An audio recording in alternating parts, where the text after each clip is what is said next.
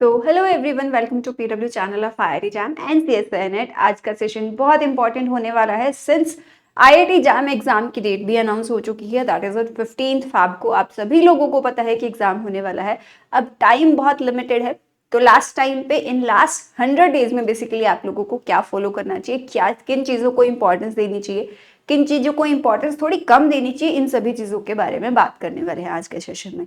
Since you all know कि IIT jam का जो एग्जाम है, पहले तो एग्जाम के बारे में थोड़ी सी बात कर लेते हैं, उसके बाद बात करेंगे 100 डेज बेसिकली आपको किस तरह से यूटिलाइज करनी है, क्या क्या चीजें आपको समझनी चाहिए और क्या क्या चीजें आपको ध्यान रखनी है कि इनको तो बिल्कुल नहीं करते, है ना। इन सभी चीजों के बारे में बात करेंगे। तो आज के सेशन में सबसे पहली बात मैं आप लोगों को बेनिफिट्स बता देती हूँ कि आपको आईआईटी जैम करना क्यों है। उसके बाद हम लोग बाकी सभी चीजों के बारे में बात करेंगे। तो आईआईटी जैम करना क्यों है इसके बारे में बात करूं तो एक तो ये आपको पोस्ट ग्रेजुएशन में एडमिशन दिलाता है, एज यू ऑल नो, है ना। पोस्ट ग्रेजुएशन में एडमिशन दिलाता है आपको आईआईटी जैम का एग्जाम। देखो, अगर आईआईटी जैम नहीं भी करोगे तब भी at certain point of time आपको कोई ना कोई पेपर देना ही देना है। आईआईटी में से एमएससी नहीं करना चाहते कोई बात नहीं, पर आपको किसी सेंट्रल यूनिवर्सिटी के लिए एग्जाम देना पड़ेगा, यानी कि सीयूईटी पीजी का एग्जाम देना पड़ेगा। या फिर ऐसा लगता है कि नहीं भाई, हम तो किसी ऐसी जगह से कर लेंगे, बट देन रिसर्च के लिए पेपर दोगे या फिर नेट का एग्जाम दोगे, तो एनी हाउ आपको कोई ना कोई एग्जाम देना ही देना है। और इन दैट सिनेरियो आपको कभी ना कभी तो तैयारी करनी ही है एग्जाम की। तो why not start it from now. अगर आपने आईआईटी जैम में को क्रैक करने का सोचा ही है तो आप डेफिनेटली अच्छे रिप्यूटेड इंस्टीट्यूट का मौका नहीं छोड़ना चाहिए, आई वुड से। तो यही सही टाइम है तैयारी अपनी पेस पे हाई अप करने का। आई डोंट से स्टार्ट करने का, बट पेस अप करने का टाइम जरूर है ये वाला। दूसरा, आपको करियर में बेटर पर्सपेक्टिव मिलते हैं। अगर आप आईआईटी से एमएससी करते हैं या किसी अच्छी जगह से एमएससी करते हैं तो आपको बेटर पर्सपेक्टिव मिलते हैं करियर के। देन नेक्स्ट बेनिफिट, आपको रिसर्च अपॉर्चुनिटी मिलती है। आईआईटी का माहौल ही बहुत अलग है।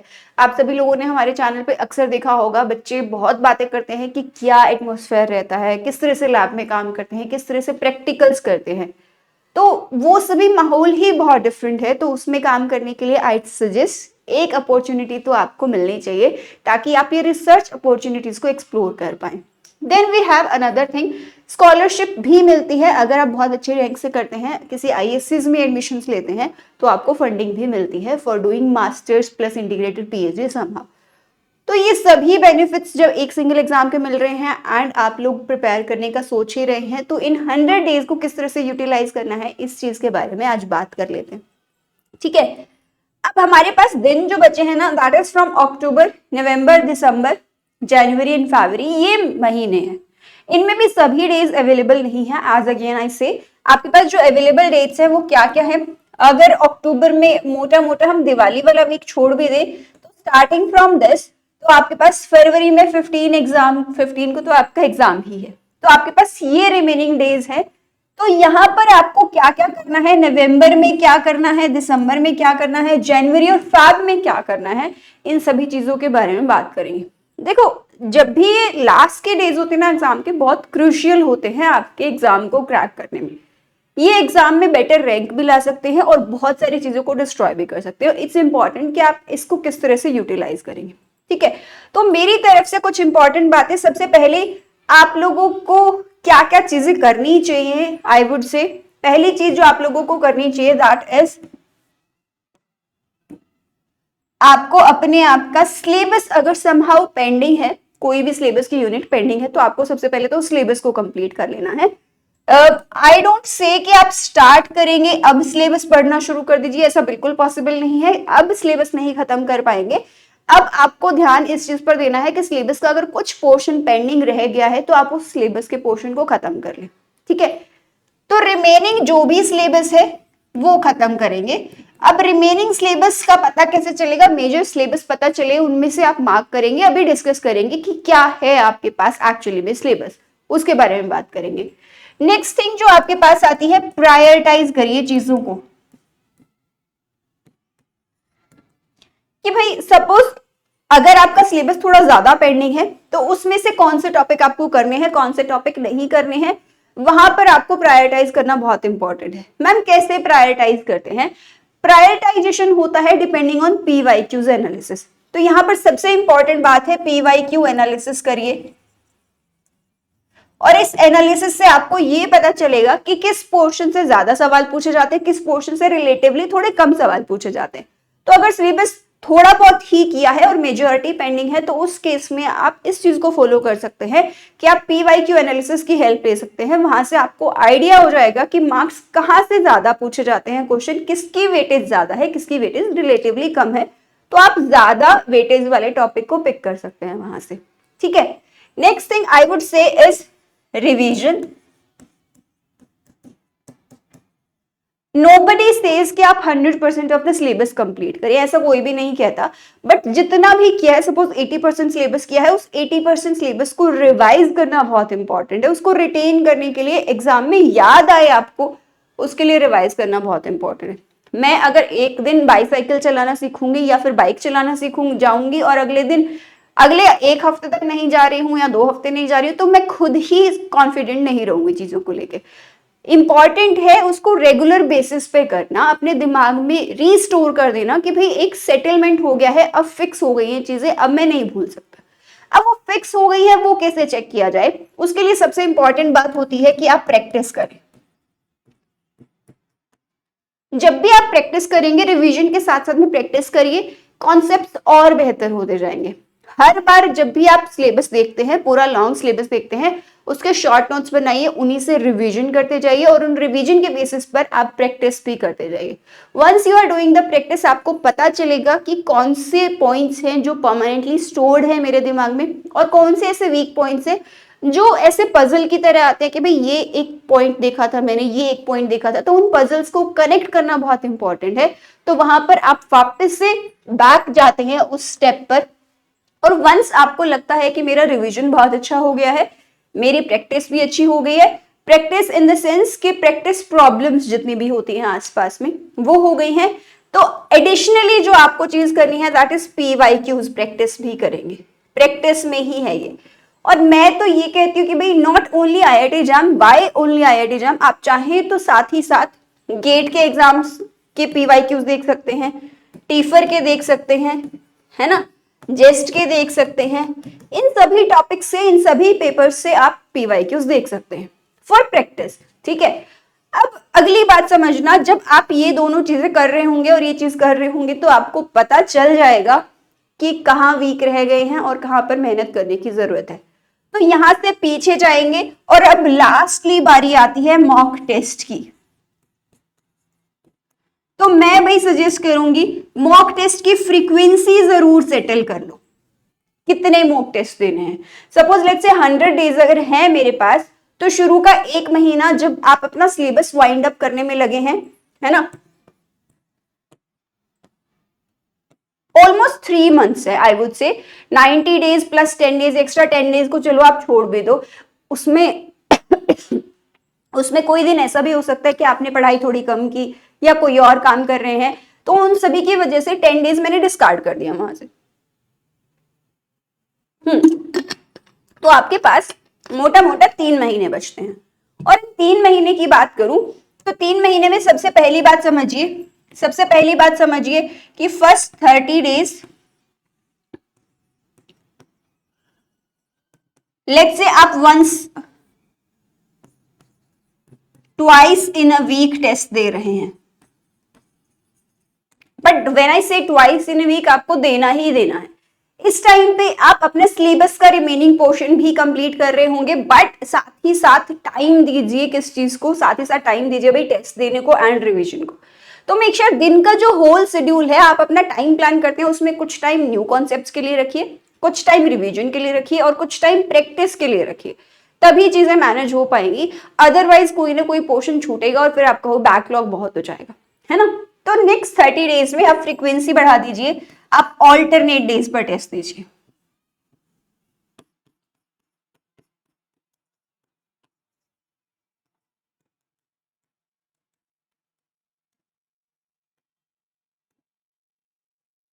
अच्छा, कभी कभी ऐसा लगता है कि एक टेस्ट अगर एक बार दे दिया है तो दोबारा नहीं देना चाहिए, ऐसा बिल्कुल नहीं है। एक टेस्ट मैंने सपोज पिछले महीने दिया था, और मेरे कुछ कॉन्सेप्ट्स वीक रह गए थे, now I have done already brush up, तो नेक्स्ट मंथ में आप उस टेस्ट को फिर से अटेम्प्ट करके देख सकते हैं कि क्या अब मैं बेटर रिकॉल कर पाता हूँ चीजों को या नहीं कर पाते हो। देखो क्योंकि आपने सवाल को देखा है तो थोड़ा तो बेहतर हो गया पहले से, बट फिर भी आप एग्जैक्ट क्वेश्चन को एग्जैक्ट कॉन्सेप्ट खुद से लगा के सॉल्व कर पा रहे हो या फिर रटा रटाए याद आ रहा है, इस बात का डिफरेंशिएशन आपको हो जाएगा, दोनों चीज में डिफरेंस पता चल जाएगा एक्चुअली। नेक्स्ट, आपको एवरीडे टेस्ट देना है भाई, हर दिन। यहां पर आपको सिर्फ और सिर्फ रिवीजन प्लस टेस्ट, यही चीजें करनी है। टेस्ट दीजिए, एनालाइज करिए, रिवाइज करिए, टेस्ट दीजिए, एनालाइज करिए, वो एक साइकिल चलती है ना, यहां पर वो साइकिल चल जानी चाहिए। Test, revision, analysis, test, analysis, revision, revision करिए, फिर टेस्ट दीजिए, फिर एनालिसिस करिए, कहाँ कमजोर रह गए हैं, कहाँ बेहतर हो गए हैं, ये सभी चीजें बहुत हेल्प करती हैं जब आप एग्जाम देते हैं फाइनली। ठीक है, तो सबसे पहली चीज जिसके बारे में मैंने मेंशन किया था, I was talking about the syllabus. तो सिलेबस की बात करें तो आपके पास कुछ डिफरेंट यूनिट्स पूछी जाती हैं एग्जाम में। जो यूनिट्स हैं आपके पास, सबसे पहले है मैकेनिक्स, दूसरी है आपके पास इलेक्ट्रिसिटी मैग्नेटिज्म, तीसरी है modern physics, mathematical physics, solid state physics and electronic devices combined, thermodynamics, wave oscillation. देखो इनमें से ना मैं अगर सीधा सीधा बोलूं तो मेजॉरिटी ऑफ द कंटेंट आप 11th-12th में पढ़कर आते हो। जैसे मैकेनिक्स का बहुत सारा चंक आप पढ़कर आते हो वहां।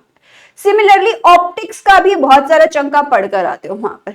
वैसे तो हर किसी टॉपिक का इंट्रोडक्शन आपके 11th-12th के कोर्स में हो जाता है, बट थोड़ा और डिटेल एडवांसमेंट होती है। तो इनमें से एटलीस्ट आपको 6 यूनिट तो हो जानी चाहिए। कोई एक यूनिट थोड़ी सी कमजोर है तो फिर भी सोच सकते हैं, बट उसमें भी हम लोग ऐसा सोचेंगे कि भाई बेसिक्स वाले टॉपिक तो हो जाए, एडवांस वाला टॉपिक नहीं हुआ है एक बार को तो कोई बात नहीं, उसे आप छोड़ सकते हैं थोड़ा सा। बट 6 यूनिट आपकी स्ट्रॉन्ग इन हैंड होनी चाहिए कि भाई इनसे सवाल आएगा तो मैं अटेम्प्ट कर सकता हूँ, तभी आप एक बेटर रैंक को अचीव कर सकते हो। और क्वालिफाई करना is not a big thing, और क्वालिफाई करने पे कोई आईआईटी भी नहीं मिलती है ना, वो सबसे इंपॉर्टेंट है।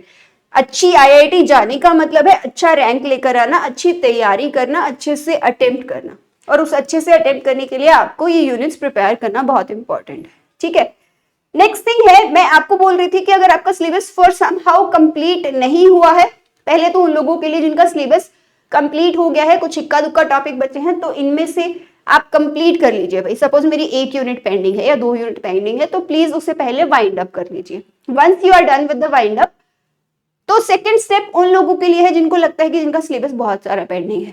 तो जिनको बहुत सारा सिलेबस पेंडिंग है उनको प्रायोरिटाइज करना चाहिए। और प्रायोरिटाइज किस बेसिस पर करेंगे? हम करते हैं prioritise on the basis of marks. Paper में कितने नंबर की कौन सी यूनिट पूछी जाती है, उसी बेसिस पर हम प्रायोरिटाइज करते हैं चीजों को।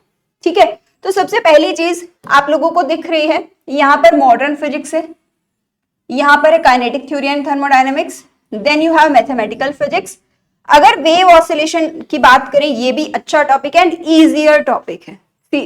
अगर सच में बोला जाए तो बहुत लेंथी नहीं है, थोड़ा छोटा है कॉन्सेप्ट, थोड़े छोटे टॉपिक्स हैं। मैकेनिक्स है जो अच्छी खासी वेटेज रखती है, then you have solid state physics also. ये कोई फिक्स क्राइटेरिया नहीं है, पहली इंपॉर्टेंट बात बता देती हूँ, ये कोई फिक्स क्राइटेरिया नहीं है जो आप फॉलो करेंगे कि भाई हर पेपर में इतने नंबर के सवाल पूछे जाते हैं। It varies year two year, किसी बार ऑप्टिक्स ज्यादा पूछ ली जाती है, किसी बार मैकेनिक्स ज्यादा पूछ ली जाती है, किसी बार कोई और यूनिट ज्यादा पूछ ली जाती है, तो it just varies from year two year, है ना। तो लेकिन एक मोटा मोटा डिस्ट्रीब्यूशन आप कर सकते हैं कि भाई मुझे किन चीजों को फोकस करना है, किस यूनिट पर मुझे ज्यादा ध्यान देना है, किन टॉपिक्स पर मुझे ध्यान देना है। ये तो यूनिट्स की बात है। आप बहुत जगह पे पेपर में टॉपिक वाइज डिस्ट्रीब्यूशन भी देख लेंगे कि इस टॉपिक से ज्यादा सवाल पूछे जाते हैं, इस टॉपिक से थोड़े कम सवाल पूछे जाते हैं, तो उसी के हिसाब से आप टॉपिक्स को भी इंपॉर्टेंस दे सकते हैं। ठीक है, अगली चीज मेरे हिसाब से जो बहुत बहुत बहुत इंपॉर्टेंट है वो है भाई रिवीजन करना। रिवीजन करना is extremely extremely extremely important. जितना बोलूं उतना कम है रिवीजन के बारे में। बट एक चीज बहुत ऑनेस्टली बोलना चाहती हूँ, मुझे अगर कोई चीज याद रखनी है, मैं चाहती हूँ एंड टाइम में एट द मोमेंट मुझे याद आए, तो उसके लिए रिवीजन बहुत इंपॉर्टेंट है। और रिवीजन करते हुए मैं सजेस्ट करती हूँ कुछ इंपॉर्टेंट चीजें जितना जल्दी हो सके उतना जल्दी शुरू करिए। कुछ लोग, अब सपोज आपके पास दिवाली की छुट्टियां आ रही हैं, अब दिवाली की छुट्टियों में कुछ लोगों को लगता है कि चलो ये छुट्टियां ओवर हो जाने दो, ये फेस्टिवल्स को एंजॉय कर लेते हैं, उसके बाद शुरू करेंगे। कुछ लोगों को ऐसा लगता है कि भाई यही सही समय है, जब बाकी सभी चीजें डिस्टर्ब नहीं करी, कुछ नया नहीं हो रहा है, तो मैं अपनी पुरानी चीजें कंप्लीट कर सकता हूँ। तो यही डिफरेंस आपको आगे भी ले जा सकता है और थोड़ा पीछे भी रख सकता है। तो मेक श्योर आप टाइम को चैनलाइज बहुत अच्छे से करें, है ना। दूसरा सबसे बड़ा डिस्ट्रैक्शन मुझे ऐसा लगता है आज के टाइम पे, वैसे तो बहुत सारे डिस्ट्रैक्शंस है आपके लाइफ में और आसपास की दुनिया में बहुत सारे डिस्ट्रैक्शंस है, बट सबसे बड़ा distraction I feel is phone. बजता ही रहता है, मतलब ऐसा कोई मौका नहीं छोड़ता कि आप फोन के पास पहुंच जाएंगे। ठीक है, तो अवॉइड करिए उसको जितना बच सकते हैं। सपोज जिस टाइम पे आप पढ़ रहे हैं उस फोन को बंद करके रखिए। घर में ही तो है, घर वालों को बुलाना होगा तो वैसे ही बुला लेंगे, है ना। तो कोशिश करिए उस फोन को साइड में छोड़ दीजिए थोड़ी देर के लिए। अपना टाइम जरूर प्लान करिए, मैं इतने बजे उठता हूं, इस टाइम से इस टाइम तक मैं ये काम करता हूं। अगर ये प्लानिंग कर पाएंगे तो पेपर में अच्छे से टाइम यूटिलाइज कर पाएंगे। दूसरा, जिस टाइम पे आपका पेपर का टाइम है, सपोज आपका मॉर्निंग का टाइम है या इवनिंग का टाइम है, उस केस में आप क्या कर सकते हैं, आप उसी टाइम पे टेस्ट अटेम्प्ट करना शुरू करिए। वो वाला टाइम आप टेस्ट के लिए रख सकते हैं। ठीक है, then you need to do practice. And in short, इन सभी चीजों के बीच में जब आप पूरा का पूरा दिन पढ़ाई करते हैं, बीच में छोटे छोटे ब्रेक्स जरूर लीजिए। उससे एक दो चीजें होंगी, एक तो आप हेल्थ वाइज बेटर रहेंगे, दूसरा आप मेंटली भी सही रहेंगे, मेंटली एग्जॉस्ट नहीं होंगे चीजों को लेके। आपको टाइम टू टाइम चीजें आगे बढ़ती जाएंगी और सारी की सारी चीजें रिकॉल भी होती जाएंगी। थोड़ा सा दिमाग को ब्रेक दीजिए, फिर वो फिर से रेडी है फिर से काम करने के लिए। तो इस टेक्निक को फॉलो करेंगे तो डेफिनेटली रिवीजन बहुत अच्छे से कर पाएंगे, है ना। तो मेरा सजेशन आप सभी लोगों से सिर्फ यही है कि भाई लास्ट के डेज में रिवीजन करिए, प्रैक्टिस करिए, रिवीजन करिए, प्रैक्टिस करिए। यही की है, इसके अलावा कोई और की ही नहीं है चीजों की। रिवीजन